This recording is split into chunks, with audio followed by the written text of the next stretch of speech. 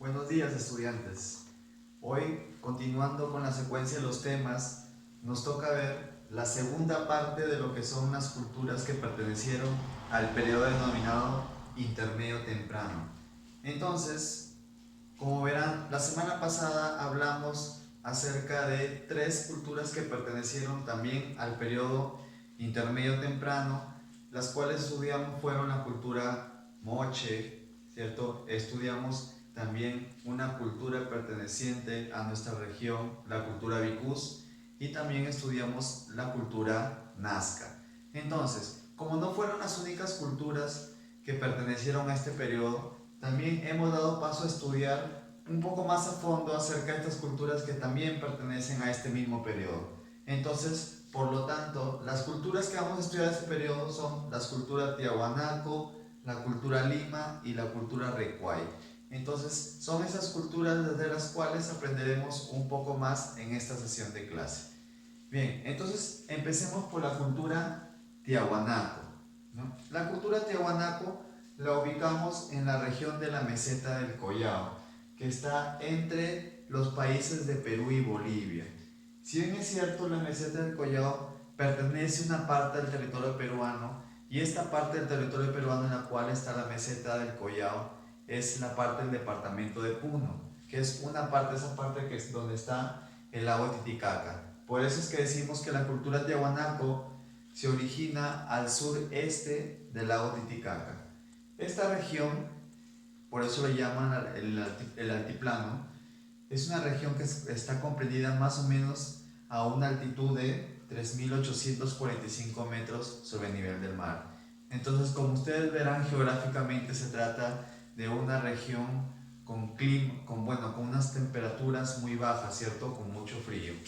Aparte de lo que es la ubicación, vayamos a ver, en este caso, el descubridor de esta cultura. Bueno, el descubridor se remonta hace ya varios siglos atrás, en la época de la llegada de los primeros españoles a esta parte de América. Entonces tenemos al cronista Pedro Cieza de León. En el año 1551, cuando él llega a esta parte del altiplano peruano, se encuentra pues con todas estas ruinas pertenecientes a la arquitectura de la cultura tiahuanaco. De alguna u otra forma, Pedro Cieza de León quedó impresionado, ¿cierto? Por estas obras de tan magníficas construcciones que, bueno, él las encontró ya abandonadas. Por lo tanto, él le decía que estas obras se encontraban en ruinas. Bien, pasemos a la antigüedad. En cuanto a la antigüedad de la cultura tiahuanaco, un aproximado se comprende entre los años 300 a.C.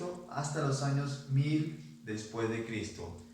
Como vemos, es un periodo largo en el cual existió la historia de esta cultura. Bien. Pasemos a la organización social. ¿Qué tenemos en la organización social? ¿Cómo se organizaban socialmente los tiahuanaco? Tenemos tres grandes grupos: los sacerdotes, los guerreros y los pastores. Hemos venido diciendo que durante esta etapa llamada intermedio temprano se van a desarrollar, en este caso, sociedades no solamente teocráticas, sino también militaristas.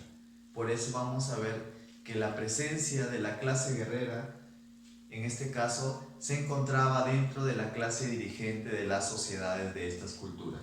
Y la cultura tiahuanaco no fue ajeno a este nuevo tipo de sociedades teocráticas militaristas. Pero, ¿por qué pastores de repente, ¿no? Y no hay las otras clásicas divisiones sociales de las demás culturas que hemos venido estudiando? Quizás por lo que al desarrollarse esta cultura en territorio altiplánico, entonces, como ustedes verán, más que la agricultura, lo que va a sobresalir es la ganadería. La ganadería va a ser una de las actividades principales de esta cultura. Bien, pero en este caso tenemos que el arqueólogo Carlos Ponce Sanginés, el arqueólogo boliviano, él va a clasificar a la cultura tiahuanaco vamos a decir, en cinco partes, pues en cinco periodos. Tenemos que el Tiahuanaco 1 y 2 es la parte que tiene que ver con los inicios de Tiahuanaco. Si nos vamos al desarrollo de la parte de Tiahuanaco, periodo 3 y 4 se refiere al periodo de florecimiento, cuando va creciendo, cuando va mejorando. Y cuando hablamos de la parte de Tiahuanaco quinto, estamos hablando del periodo de expansión de esta cultura. Bien, entonces dejando de lado la organización social, pasemos a lo que es la lengua, ¿cierto? A ver, se dice que la lengua de los Tiahuanaco era el Uro. Ahora, justamente cuando hablábamos de la quinta parte, según Carlos Ponce Sanginés, que nos hablaba acerca del periodo de expansión, pues como vemos, si Tiahuanaco en un origen estaba en lo que es el sureste del lago Titicaca, pues vamos a ver que no solamente se va a quedar ahí en su zona de origen, sino que esta zona, esta influencia se va a expandir y va a llegar a otras partes del territorio, en este caso no solamente boliviano, porque digamos, dicho sea esto, que la cultura de Tiahuanaco, en realidad la mayor parte de su territorio se encuentra en lo que son dominios del país boliviano. Una parte le pertenece al Perú, pero la mayor parte de los sitios que pertenecen a esta cultura se encuentran en territorio boliviano. Bien, entonces, como zona de influencia tenemos al norte con lo que es la cultura chavín, al sur con lo que hoy en día es el país sureño de Chile y lo que es el norte de Argentina, porque acordémonos que si revisamos, por ejemplo, un mapa político, vamos a obtener que al sur de Bolivia encontramos a Argentina. Por eso decimos que en este caso la parte de Argentina que colinda con lo que es las zonas de influencia de Tiahuanaco es el norte de Argentina. Ahora, al este tenemos la región selvática y al oeste el océano Pacífico. Aquí quiero remarcar esta parte, dice. Imagínense, si la cultura de Tiahuanaco se desarrolló en la parte del altiplano peruano, vamos a decir, en la zona de la meseta del Collao, en lo que es netamente una zona de gran altitud, ¿cómo es que su influencia llega prácticamente hasta las costas del océano Pacífico? Justamente esto lo vamos a ver con una práctica que ellos hicieron sobre todo en la agricultura. Vayamos a ver esta nueva parte. En la agricultura, vamos a decir que la producción de la región andina tenemos alimentos básicos de esta zona como la quinoa, como el oyuco, ¿cierto? Ahora, hay algo importante aquí también. Esta técnica. Practicaron la técnica de la deshidratación. En este caso, cuando hablamos de la técnica de deshidratación, tenemos de dos productos, el chuño y el charqui. ¿Qué es el chuño y qué es el charqui? El chuño es la deshidratación de la papa. Yo creo que muchos de nosotros, muchos de ustedes conocen lo que es el chuño. Y el charqui no es otra cosa que la carne seca, ¿cierto? Acordémonos o pensemos que en ese momento no existían todas las técnicas de conservación que tenemos hoy en día en la actualidad. Entonces, una forma, una técnica para poder conservar la carne era secándola. En este caso, al secarla, obtenemos lo que es el charqui o carne seca. Obviamente la carne seca que se consumía en esos tiempos, la carne de llama, alpaca, ¿cierto? De los camélidos. Bien. Ahora aquí hay otra cosa importante que justamente le mencioné con la zona de influencia con respecto al Océano Pacífico. Cuando hablamos del dominio de los pisos ecológicos, en este caso mediante enclaves. ¿A qué se refiere con esto?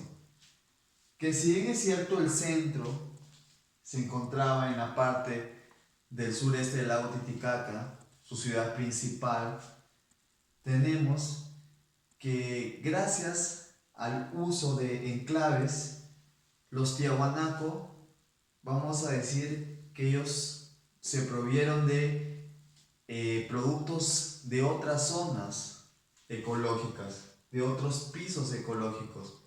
Porque, ¿a qué se refiere con pisos?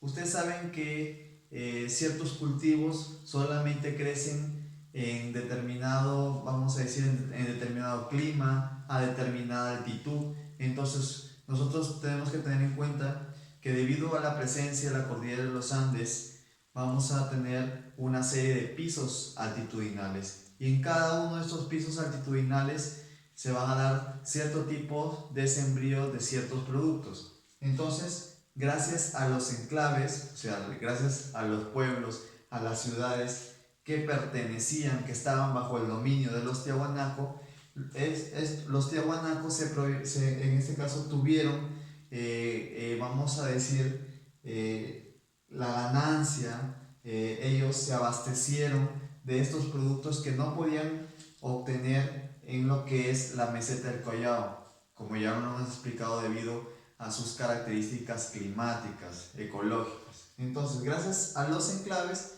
ellos tuvieron acceso a ciertos productos que no tenían en su zona. Obviamente esto debido a la actividad, al intenso comercio.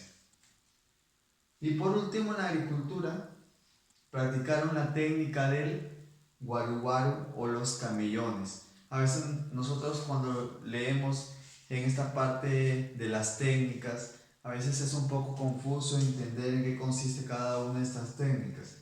En el caso de la técnica del guaru o camellones, tenemos que analizar cómo es la geografía de la zona de lo que es el territorio boliviano, ¿no? En este caso, lo que es el lago Titicaca.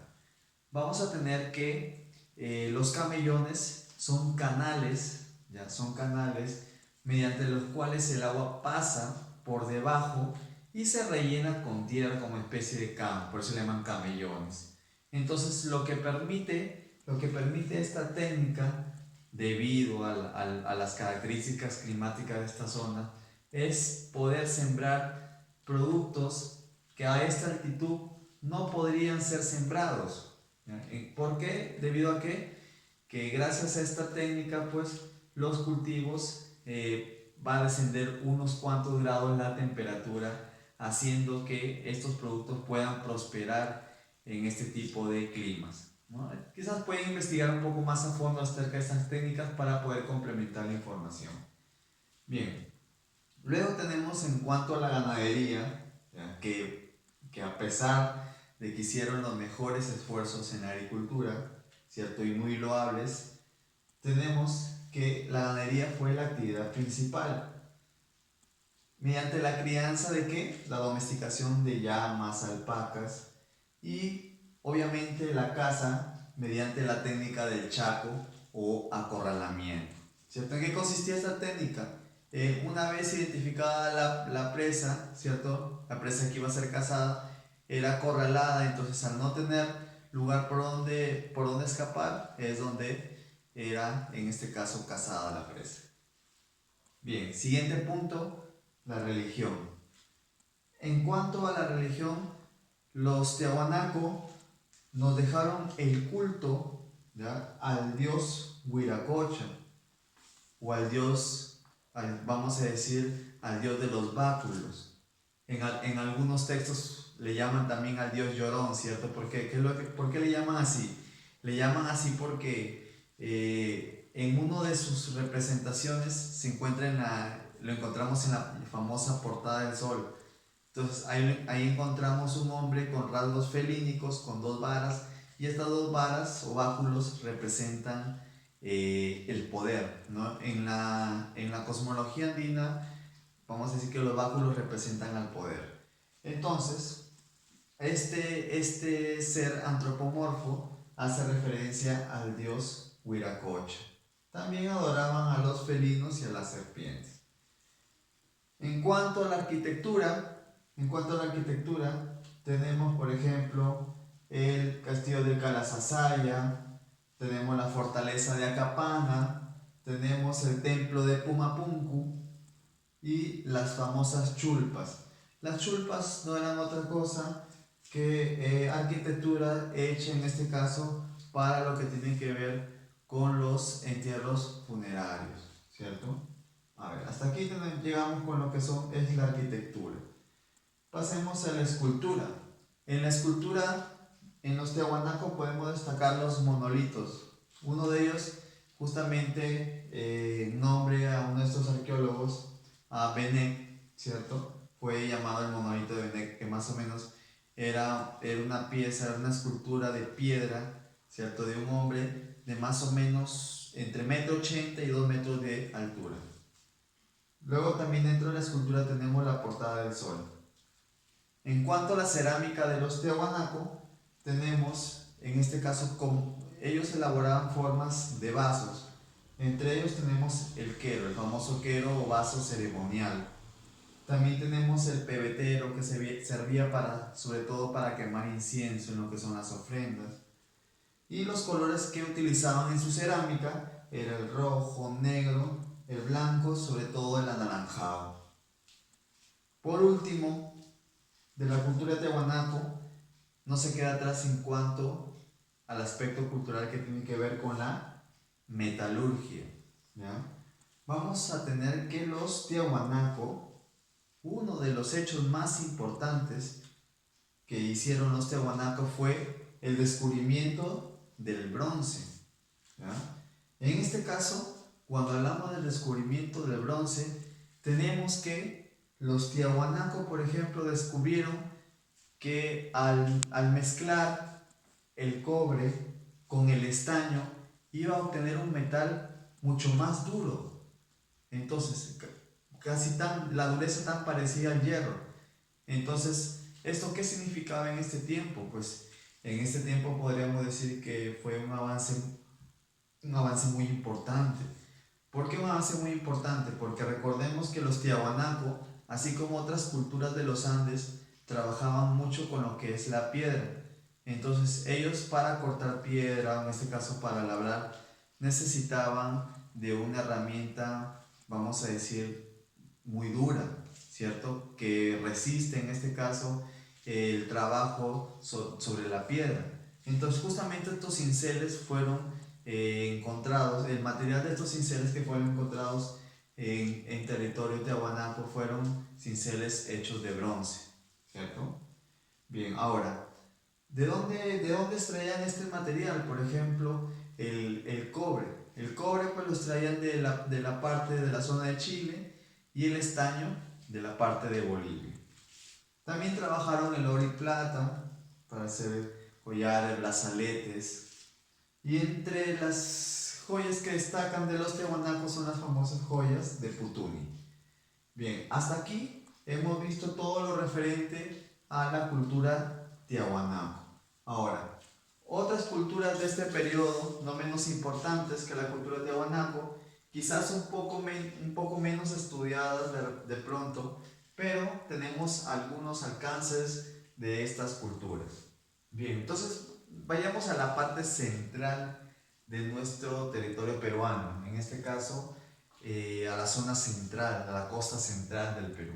Entonces, en esta zona se desarrolló la famosa cultura Lima. Vamos a conocer un poco más acerca de la cultura Lima. ¿Dónde se originó? ¿Cuál es la ubicación de la cultura Lima? Tenemos entre los valles de los ríos Chillón, Rímac y Lurín. ¿Entre qué años aproximadamente se desarrolló la cultura Lima? Entre los años 100 y 650 después de Cristo.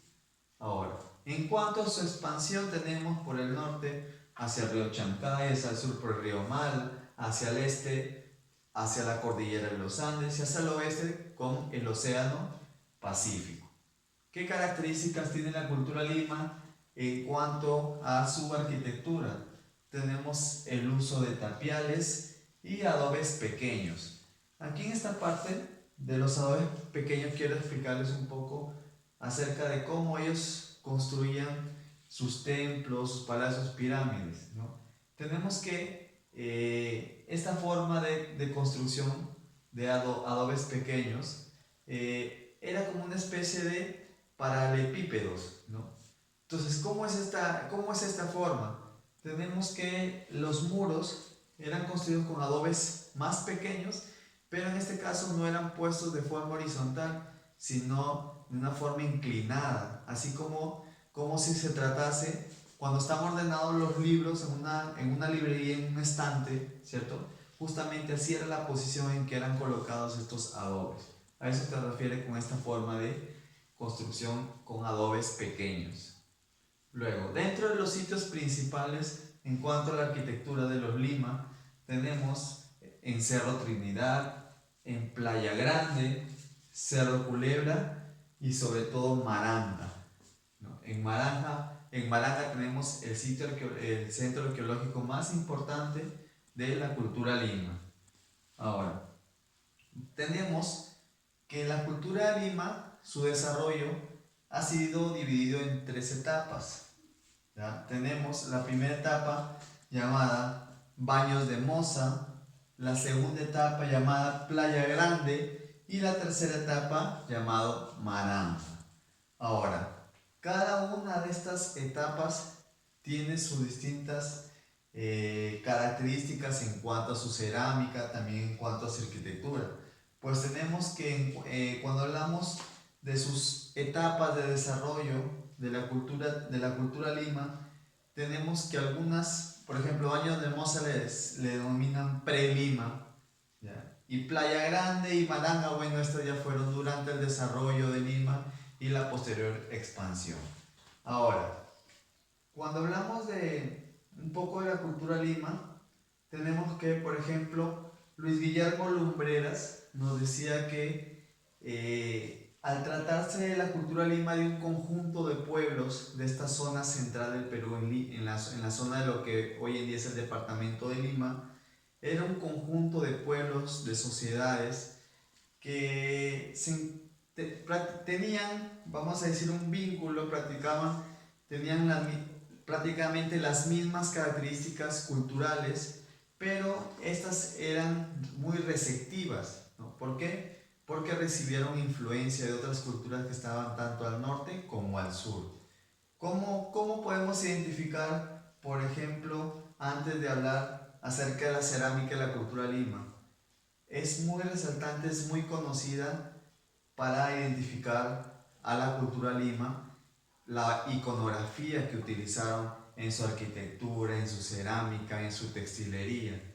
Que por ejemplo tenemos que ellos dentro de su iconografía utilizaban el famoso entrelazado de serpientes, ¿ya? Serpientes cuyas cabezas terminaban en forma de triángulo, ¿cierto? Entonces esta forma de serpientes entrelazadas que formaban como zigzag es parte de la iconografía que es muy conocida de las sociedades de la cultura Lima. Bien, sigamos en la parte de la cerámica. Justamente entonces, dentro de la cerámica, por ejemplo, durante la primera etapa llamada Baño de Moza, predominaba el estilo blanco sobre rojo, ¿no? Que consistía en pintar de blanco, ¿no?, la cerámica, que ya tenía un color rojo previo, ¿cierto?, con el cual había sido precocido. Luego tenemos el periodo de desarrollo Playa Grande.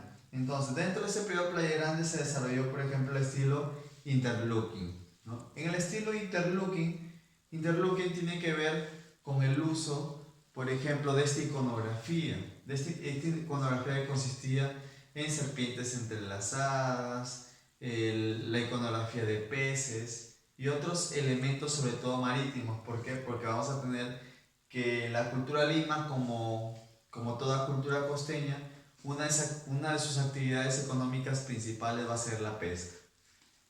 Entonces, en cuanto a su cerámica, en uno de sus estilos presentes, en el estilo Maranga, va a ser el estilo tetracolor. ¿Por qué? Porque utilizaron 4 colores. En este caso tenemos el rojo, el blanco, el negro y el gris. Ahora, también debemos de mencionar a Thomas Patterson. Este arqueólogo hizo una subdivisión de la cerámica, de los estilos de la cerámica de la cultura Lima. En este caso, Thomas Patterson dividió o subdividió los estilos de cerámica Lima en 13 estilos. Ese dato hay que tenerlo en cuenta. En cuanto a su textilería, ellos utilizaron el algodón y la lana de camélidos, ¿ya? Y también ellos utilizaron el arte plumario. ¿En qué consistía el arte plumario? La fijación de plumas en los tejidos. Ahora, estas plumas podrían ser, algunas eran pintadas, otras las obtenían como lo hicieron otras culturas también que hemos estudiado en la clase pasada, de aquellas aves que provenían de otras zonas del Perú, sobre todo de la Amazonía, ¿cierto? Como por ejemplo esas plumas que son de colores muy bonitos, vistosos, llamativos, como las plumas, por ejemplo, del guacamayo, del loro y otras aves que podemos encontrar en estas zonas. Bien. Luego tenemos la cestería. Por ejemplo, Ernesto Tavío, ¿qué nos dice acerca de esta práctica, la cestería? Pues que los Lima fueron un pueblo notablemente cestero. ¿Y esto a qué se debe? A la cantidad de cestos que fueron encontrados en cada uno de estos sitios arqueológicos de la cultura Lima. Por eso le llaman que fue una cultura un pueblo notablemente cestero. Hasta ahí podemos entender lo que fue la cultura Lima. Luego, para terminar esta parte de lo que conocemos como el intermedio temprano, tenemos a la cultura Recuay. Con respecto a la cultura Recuay, no hay un consenso en cuanto a los arqueólogos, historiadores, porque no se ha estudiado mucho acerca de esta cultura Recuay, y otra que hay ciertas diferencias, inclusive partiendo desde el nombre. ¿Por qué? Porque, por ejemplo, la cultura Recuay nace justamente por un tipo de cerámica encontrado en esta zona, Recuay, que es una provincia del departamento de Ancash, pero que después se comprobó que esta cerámica no había sido de esta zona, sino de una zona que es un pueblo que se llamaba Copa.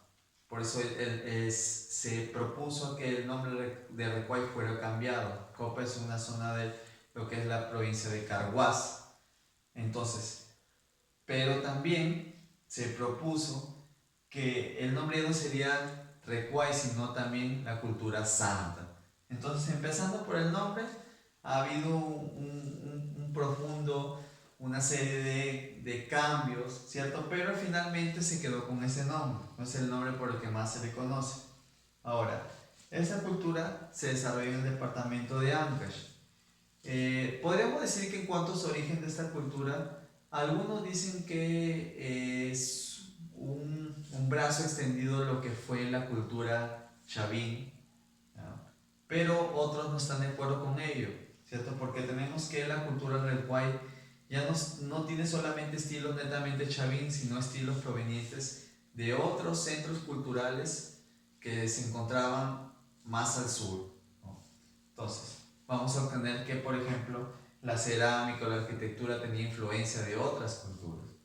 Ahora, en cuanto a su cronología, al tiempo en que se desarrolló, bueno, también hay sus dudas, ¿cierto? Entonces, un aproximado es entre 200 años antes de Cristo hasta el año 600 después de Cristo. Su organización social corresponde a una sociedad militarista, ¿cierto? Esto se puede más o menos inferir gracias a que contemporáneo a la existencia del pueblo Recuay también estaba lo que es el pueblo Moche, que justamente es en esta misma zona entre La Libertad y Ancash que prosperaron, como lo estudiamos en la clase pasada en cuanto a la cultura mochica. Entonces, podemos decir que se trataba de una cultura de un pueblo militarista porque no dejó avanzar al pueblo moche hacia la zona de los Andes centrales, ¿no? Digamos que el pueblo Recuay mantuvo su dominio sobre esta zona de los Andes centrales. Bien, en cuanto a su arquitectura, es algo que se destaca de la cultura Recuay. ¿Por qué? Porque en cuanto a su arquitectura, ellos construyeron grandes sótanos y subterráneos. Muchos de ellos, en este caso, se trataba vamos a decir, cementerios subterráneos. Algunos alcanzaban en este caso una longitud entre 7 y 20 metros de largo, o sea, eran impresionantes. En cuanto a su arquitectura, vamos a tener que su principal materia prima fue la piedra tallada en alto y bajo relieve, ¿no? Es algo que podemos justamente destacar también de una cultura que se desarrolló antes que ellos, previamente a los Recuay, justamente en esa misma zona, que fueron los Chavín. Justamente podríamos decir que esta práctica fue heredada de los Chavín. En cuanto a su cerámica, podemos decir que es similar a una cerámica, a una cultura que también se desarrolló durante este periodo y que podemos investigar un poco más acerca de la cultura cajamarca. La cultura cajamarca, ¿dónde se encuentra? En el departamento que se encuentra al norte de nuestro Perú, justamente al este de nuestro departamento de Piura. Entonces, en esta ubicación geográfica se desarrolló también una cultura perteneciente a este periodo intermedio temprano. Bien, entonces, su cerámica es parecida, entonces podríamos decir que recibió influencia también de esta cultura del norte peruano. Entonces, el tono que utilizaron en cuanto a su cerámica fue entre el blanco y el naranja. Ahora, podríamos decir que la decadencia de la cultura Recuay, de la cultura Lima, hasta de la misma cultura de Ahuanaco, se va a deber a la aparición de una cultura que se va a desarrollar en lo que nosotros conocemos como el periodo Horizonte Medio o Segundo Horizonte, en el cual se va a desarrollar una cultura que va a tener, vamos a decir, un alto grado de especialización, una cultura que va a englobar, que se va a expandir a lo largo del territorio de los Andes peruanos, por lo tanto va a conquistar mucho del pueblo de las zonas pertenecientes a estas culturas. Por eso podríamos decir que la desaparición de alguna de estas culturas o la decadencia fue por la conquista de los Wari. Ahora, no solamente recordemos que la conquista no necesariamente es por vía, por ejemplo, por guerra, sino que simplemente estas zonas, por distintos acuerdos, simplemente fueron anexados a este nuevo imperio que surgiría un poco más adelante. Bien, entonces con esto hemos terminado lo que es el periodo llamado intermedio temprano o primer regionalismo. Bien, espero hayan comprendido un poco más acerca de estas culturas que corresponden al intermedio temprano y pues puedan sacar sus propias conclusiones acerca de las actividades también que se les ha dejado en el material de trabajo, en el cual les puede servir la información de esta clase. Muy bien, muchas gracias alumnos, nos vemos la próxima clase. Cuídense.